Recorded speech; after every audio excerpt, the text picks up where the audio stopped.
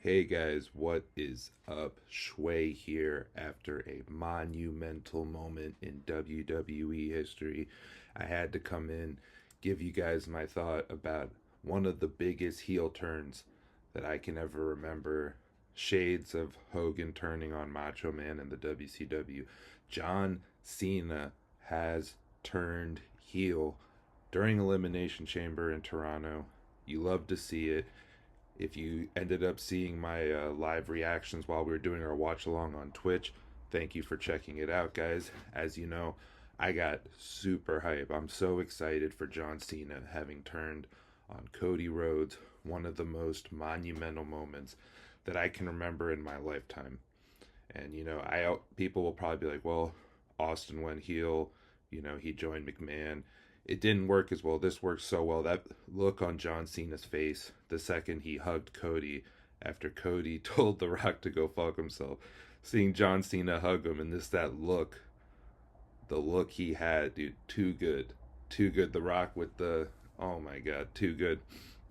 I, I'm still shocked. I'm still kind of just super amped up about the whole thing, man.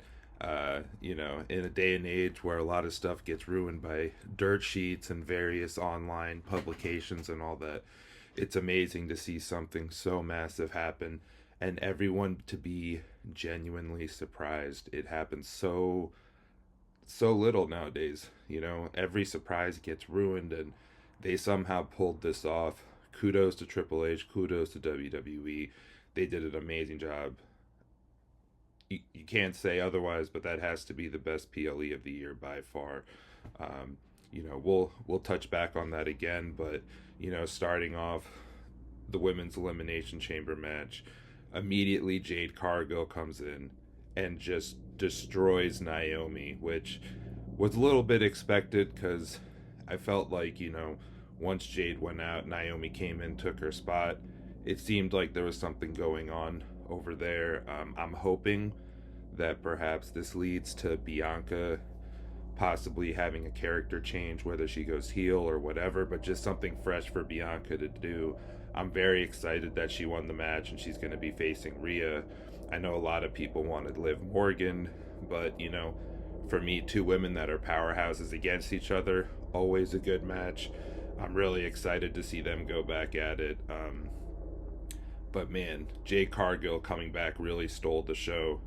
That kick she gave Naomi looked brutal. She came in, looked like, as always, looking like $1 million. Came in, destroyed, left. Amazing job on the return for her. I thought it was great. The match overall was great as well. Liv's been killing it. It's hard to say Liv hasn't done an amazing job. Alexa coming back and having her first real non-Rumble match, she looked great. Roxanne, while not winning, still looked strong. They've done a great job introducing her to the main roster. I'm a big fan of Roxanne. It's nice to see that they've been using her well. I'm curious to see where she goes from here. Her and Alexa, we'll see what happens as they introduce Roxanne to the main roster and reintroduce Alexa back into the WWE universe. Originally, a lot of people thought she's going to be with the Wyatt Six. Now, I don't really know. We'll see. I'm very open to see what happens with her, but overall, I thought the match was great. Um, Another one, going Kevin Owens and Sami Zayn, masterpiece. Didn't have too many expectations going into this because it's one of those matches you've seen a lot, so you're just like, okay, well, we've seen Kevin Owens, Sami Zayn over and over again, but man, what a match. Completely killed it. Both of these men left everything out there. I know that's very cliche, but literally left everything out there, left everything on the line, and had a hell of a match. Just seeing some of those bumps, like, I don't know how Kevin Owens definitely looked stiff, from taking all these bumps. You could tell. I don't know how much longer, the way that they've been going, I don't know how much longer we're going to get to see these guys wrestle long term, just because the amount of amazing bumps they take is just, it's great to see as a fan.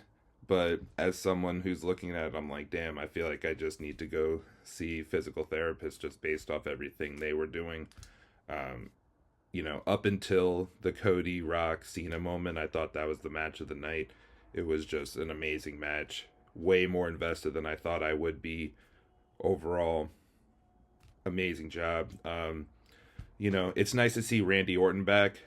Didn't, we'll see where that goes with them. Didn't really get the point of him coming in to interfere with that, I guess to save Sammy, but him and Sammy don't really have a previous relationship like that. So seemed a little random. I'm never mad to see Randy Orton. I was honestly hoping he might RKO Sammy just to go heel Orton again, but a lot of these older guys now, they don't really want to turn as often, but I guess I was wrong on that because John Cena did later. But yeah, I didn't really get the point of Randy coming in that specific instance. I'm glad Randy's back, but it'll be interesting to see if he does anything with Kevin Owens moving forward. Because I guess Kevin attacked him a while ago, but I it is what it is. It felt, it was all right. The match itself was way more interesting than that. The Tiffany Trish match, it was all right. Wasn't too invested. Kind of ran. I guess Trish is from Canada, so it's a nice little thing to do. And Tiffany's popular, so solid match. Nothing too crazy. Nothing that people are going to talk about for years. But overall, was a solid match.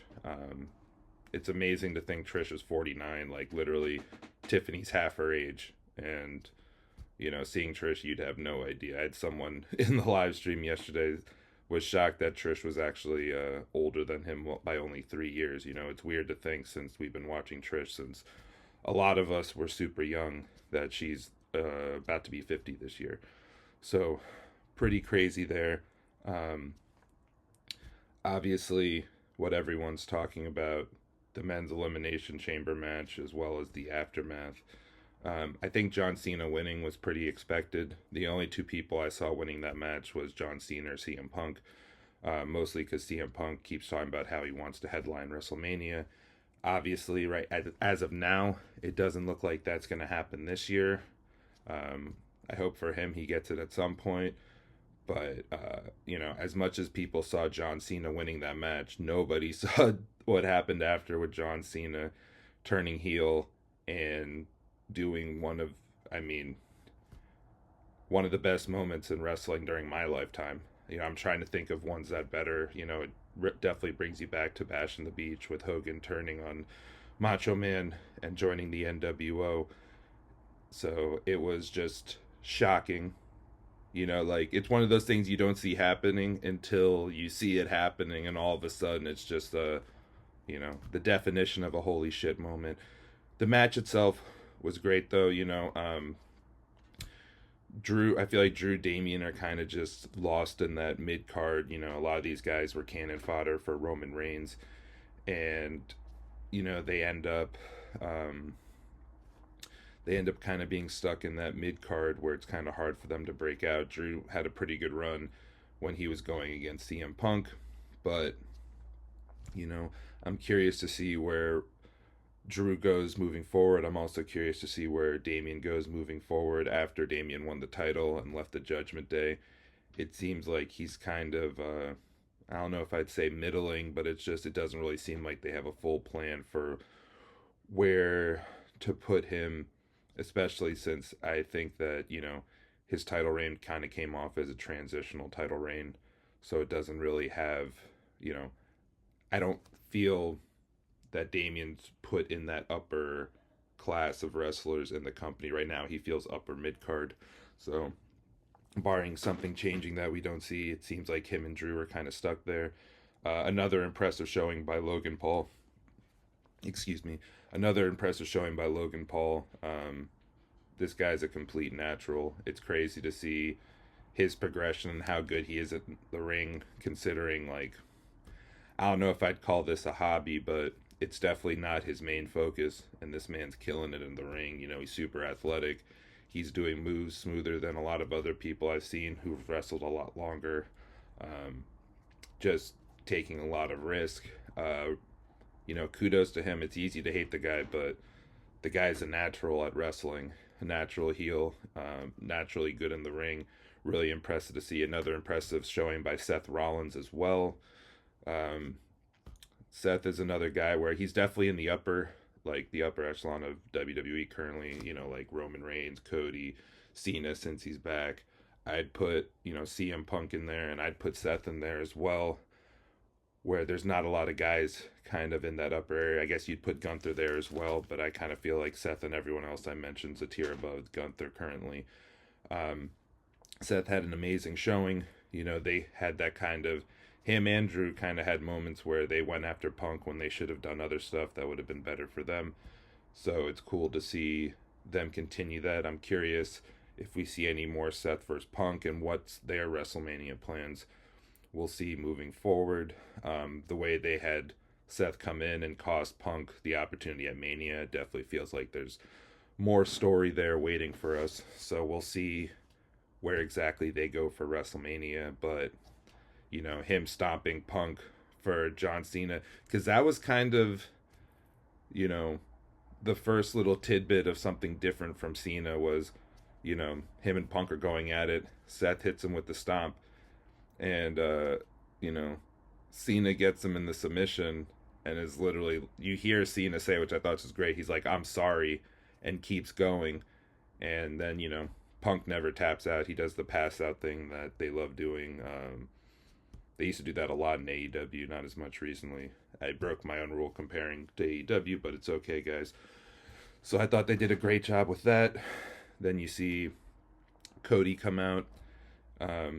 Cena's doing the whole babyface thing. Everyone's super happy. The Rock comes out, which, random side note, this man Travis Scott's living my dream, man. Travis Scott, they have The Rock If You Smell play, and then Travis Scott's music starts playing, which was, if I was Travis Scott, I'd be super hyped. If I didn't know who Travis Scott was, I'd be very confused what the hell is going on. But he comes out, he gets his own custom hardcore championship belt, fire, walks The Rock down the ring, which already was, you're kind of like, why is this happening? But if you're, for Travis Scott and me wishing I could have similar opportunities, that's super fire. Travis Scott again starts lighting up a J in the middle of the ring. They said it was Sage, but the fact this man gets paid, WWE pays him to walk people to the ring and smoke J's on national television is like, this man's living the dream, dude. It's crazy. And then he gets to be in the ring during one of the biggest moments in wrestling history, which, a lot of people were upset about Travis Scott being involved in this. To me, I was kind of confused at first, but the more I think about it, the more I think, maybe Travis Scott's like how the nWo used to have Dennis Rodman in there, where it's like, he doesn't wrestle, but he's a pop culture icon. He adds extra validity to the whole Hollywoodness of the group. The Rock is Hollywood, John Cena's Hollywood, Travis Scott's one of the biggest rappers in the world, which, another random side note, Drake was at the event behind the announcer's desk, and WWE didn't mention him once, which is, say what you want about Drake, but pretty crazy that one of the biggest artists in the world came to their event and they didn't even announce or shout him out at the event. But they're announcing all these random people from Netflix. I have no idea who the hell they are. But Drake's literally behind Pat McAfee and Michael Cole, and they don't say anything. But I can't talk up the heel turn by Cena enough. The Rock and Cena looking at each other. The Rock telling him to end it. Cena taking out Cody, destroying the guy in front of Toronto and the Rogers Center. I don't know what else to say besides one of the greatest moments in wrestling history. Hopefully the follow-up continues down this path, because that was just one of the best things I've seen in wrestling in a long time. It might be the best thing I've seen ever in wrestling. It's, one of the coolest moments I can remember. All of them teaming up on him. It looks like the new nWo, guys. I don't know. I'm curious to see if they add anyone else to this, but, Rock, Cena, Travis Scott, who else? I don't know, but it feels like, a new nWo or, the new corporation or something. There's something brewing on there. And then, John Cena's press conference after, picked up the mic, dropped it, left. I think we're gonna see a whole new Cena when he comes back. New theme music, new look, new everything. You know, I'm excited.